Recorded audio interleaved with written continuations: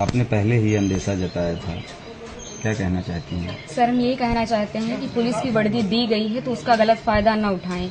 जिसके ऊपर 36 केस है उसका भी इनकाउंटर करवा देते, जिसके ऊपर एक केस है बेगुनाह है उनका भी इनकाउंटर करवा दिए हैं ये लोग।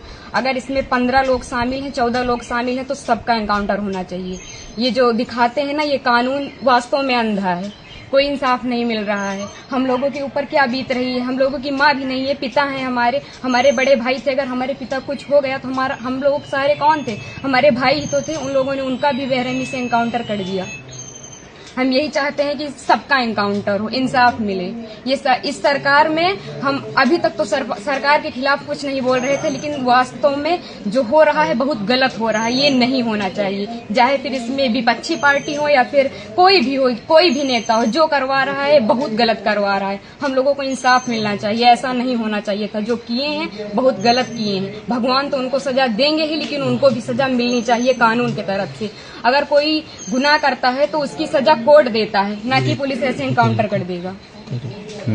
आपके भाई का क्या स्वभाव था, किस तरह से, कैसे आप लोगों के बीच में रहते थे वो? सर, हमारे भाई का स्वभाव एकदम सरल था, पढ़ने लिखने में भी अच्छे थे। हम लोगों के साथ एकदम फ्रेंड के जैसे बिहेवियर उनका था, और गए थे तो बात भी होती थी, और हम लोगों से बहुत ज्यादा उनको लगाव स्नेह था, जैसे कि हर एक भाई बहन में होता है। और आज ये सुनने के बाद जैसे लग रहा है कि हम लोगों के जमीन पैर से एकदम खिसक गई हो।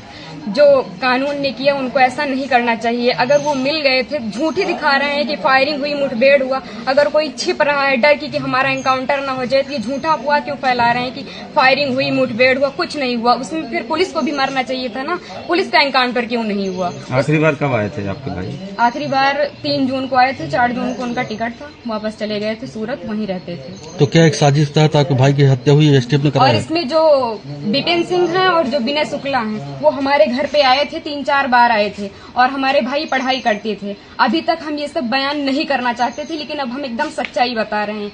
वो लोग उनको लालच देके कि ऐसा गाड़ी होगा, बंगला होगा, वगैरह वगैरह, जबकि भगवान का दिया सब कुछ हम लोगों के पास है, सब कुछ है। लेकिन फिर भी उन लोगों ने लालच दिया, और लालच में ले जाकर उनको सूरत में एक केस में फंसा दिया। उसके बाद वो थे कि नहीं थे, न ये हम लोगों को पता है।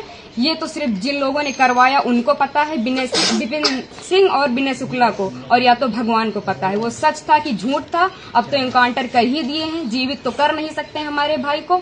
बस हम ये चाहते हैं कि जिन्होंने एनकाउंटर किया उनके ऊपर केस होना चाहिए, कि अगर कोई गुनाह होता है तो उसकी सजा कोर्ट देगा, ना कि एसटीएफ वाले या फिर पुलिस वाले। बस हम यही चाहते हैं। ठीक।